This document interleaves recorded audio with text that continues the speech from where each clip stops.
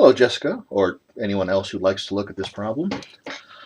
This is a common problem for me to be asked in this section 3.5. And most of this section, you're used to seeing some graph f, and given a set of transformations, and give the idea of what g looks like. Now we know that g should look like be the same as the function f, shifted to the left 2 units from this 2 inside, and shifted down 3 units from this 3. What this question is essentially asking is, given these ordered pairs in F, this is the ordered pair 3, 4, the ordered pair 7, 6, what ordered pairs are we going to end up with in G?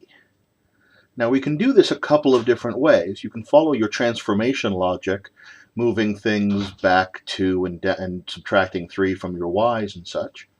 But we can also do this by tracking the actual values in the function. Now, what do I mean by that? Well, this asks here, what is g at 1? Like this is f at 1, f at 3, f at 5, f at 7, f at 9, and f at 11. This is supposed to be g at 1. This will be g at 3, g at 5, g at 7, and g at 9. But we're told here that g is supposed to be equal to f of x plus 2, but our x is 1, so f of 1 plus 2 minus 3. Now we can simplify this a little bit. F of 3 minus 3.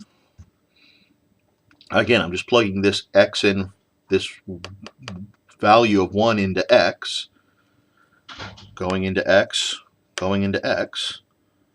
1 plus 2 is 3, and we need to know f of 3.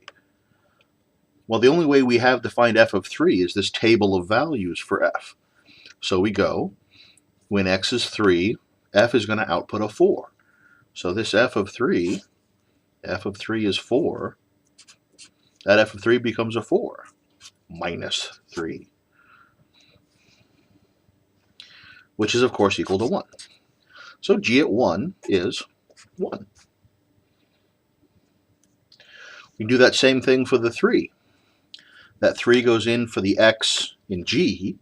G tells us to put that x into f, add 2, evaluate the function f, and then subtract 3. So that 3 is 3 plus 2 is 5. F of 5 is 5. 5 minus 3 is 2. Plug in the 5. 5 plus 2 is 7. F at 7 is 6. 6 minus 3 is 3. I'll do that logic out formally one more time. Here we're supposed to find g at 7. Well, g at 7 should be f at 7 plus 2 minus 3. Again, whatever goes into this x goes in for these x's. The reason this is a little different than what you're used to doing with functions is we have a function inside our function. But that value for x still goes into this value for x. 7 plus 2 is still 9, minus 3.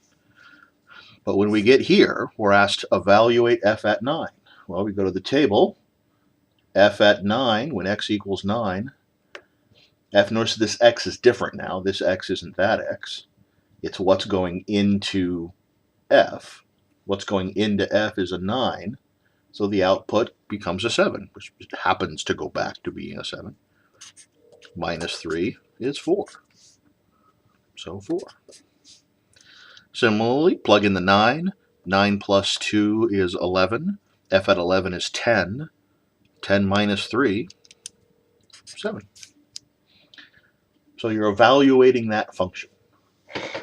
I hope that's helpful. If it's not, let me know.